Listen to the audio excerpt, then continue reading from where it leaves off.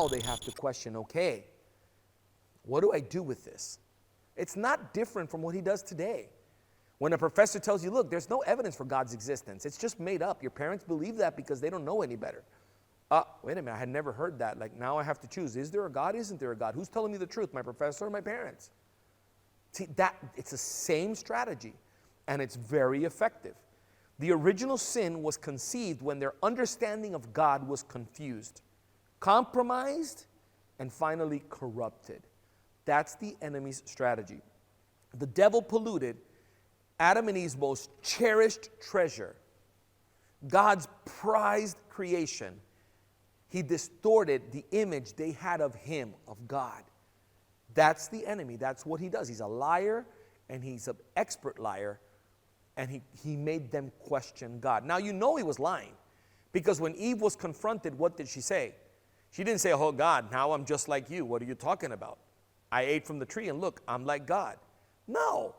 She ate from the tree and realized nothing happened. She did not become like God. She probably got a really bad stomachache, because it was the beginning of deterioration of her perfect body. Death entered through that fruit that she partook of. And so she realized that the enemy had lied to her. And she said so. The enemy lied to me. He lied to me. And so that's the way the doubts work. So what are we up against when we deal with the doubt virus? We're up to with an epidemic of doubt. It's growing. You can do a survey of your young people. Ask them to write down what their doubts are. Anonymously, blank sheets of paper. Write 3 things you have questions about that you don't understand.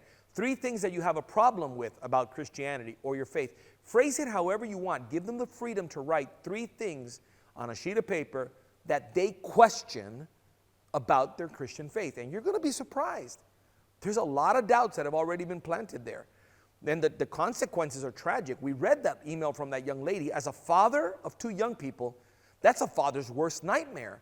To raise your children in the fear of the Lord, only to have them abandon their faith because the enemy has planted seeds of doubt, and they lack the conviction to be able to stand up for what they believe and refute those lies.